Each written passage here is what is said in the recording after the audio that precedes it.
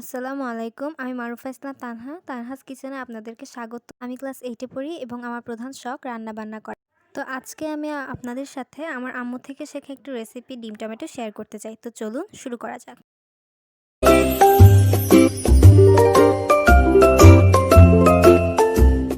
তো প্রথমে যা লাগছে ডিম আর টমেটোই এই রেসিপির মেইন আইটেম।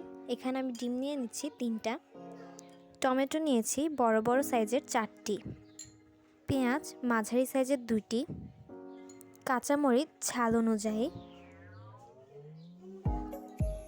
ধনিয়া পাতা ইচ্ছে মতো, নিয়ে নিচ্ছি স্বাদ মতো লবণ, মরিচ গুঁড়ো 1 চা চামচ, জিরে গুঁড়ো 4 ভাগের 1 চা চামচ, ধনিয়া গুঁড়ো 4 ভাগের 1 চা চামচ, হলুদ গুঁড়ো 1/2 চা চামচ।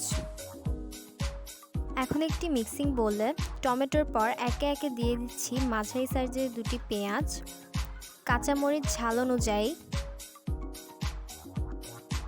দিয়ে দিচ্ছি স্বাদ মতো লবণ,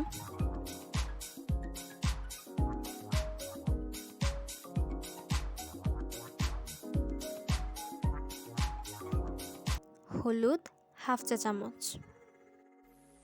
মরিচ গুঁড়ো 1 চা চামচ। এক্ষেত্রে মরিচ গুঁড়ো না দিলেও চলবে, যেহেতু কাঁচামরিচ আছে আমি তবুও দিলাম। এরপর দিয়ে দিচ্ছি জিরে গুঁড়ো 4 ভাগের 1 চা চামচ, আরও দিচ্ছি ধনিয়া গুঁড়ো 4 ভাগের 1 চা চামচ। এখন হাত দিয়ে মশলাগুলো খুব ভালোভাবে মিক্স করতে হবে। এভাবে উল্টে পাল্টে এপাশ থেকে ওপাশ, উপর থেকে নিচে খুব ভালোভাবে মেশাতে হবে।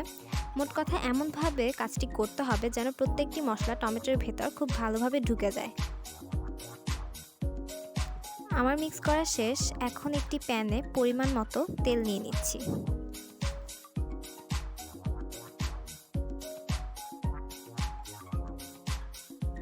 তেলটি গরম হয়েছে কিনা একবার চেক করে নিচ্ছি।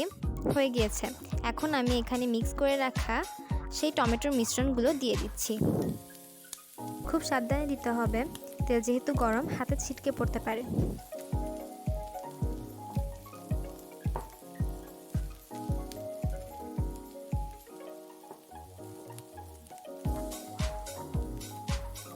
এখন মশলাগুলো কষতে থাকবো। কিছুক্ষণ পর দেখা যাবে টমেটোগুলো থেকে পানি বের হতে শুরু করবে। পানিগুলো শুকনো অবধি আমরা মশলা কষাতে থাকবো। এই রেসিপিটিকে ছোট থেকেই আমি ডিম টমেটো নামেই চিনি। আমার আপু বা আমি কেউই ছোটোবেলায় ডিম তেমন একটা পছন্দ করতাম না, আর এখন আমার ছোট বোনও ডিম খেতে চায় না। তাই ছোট থেকেই আম্মু আমাদের এভাবেই ডিম খাওয়াতেন। বাসার সবাই রেসিপিটিকে খুবই পছন্দ করে।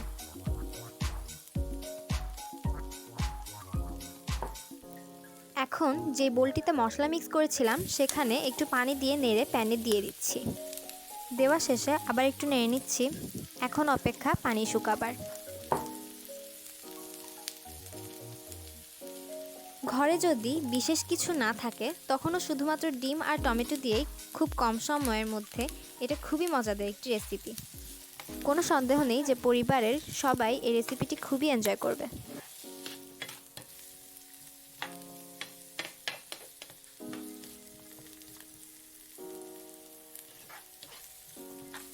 এখন আমি এটা নাড়তে থাকবো আর পানি শুকানো অবধি অপেক্ষা করব।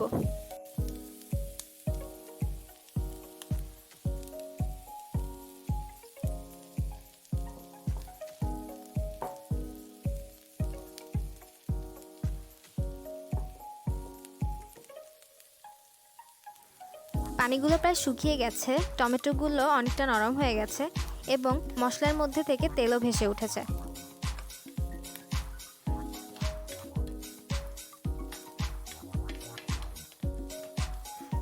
এবার কিছুক্ষণ নেড়ে নিয়ে ডিম দেওয়ার পালা।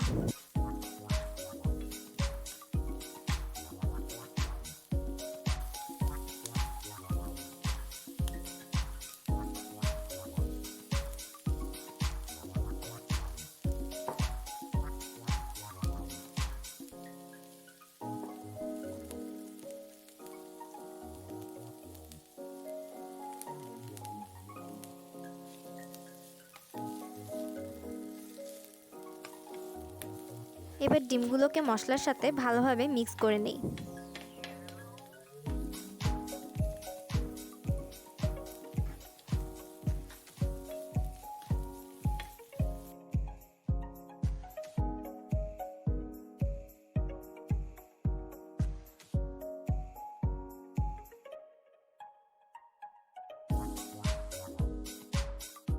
এখন আবারও অপেক্ষা করব যতক্ষণ না ডিমের ভেতর থেকে তেল উঠে আসে।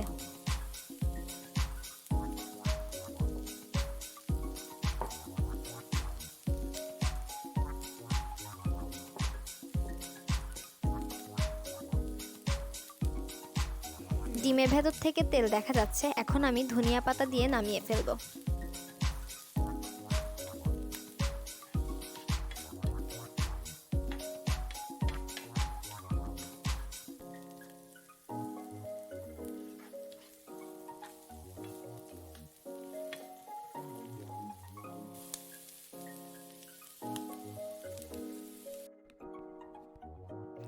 রেসিপিটি ভাত, রুটি কিংবা পরোটা যে কোনো কিছুর সাথেই খুব ভালো লাগবে।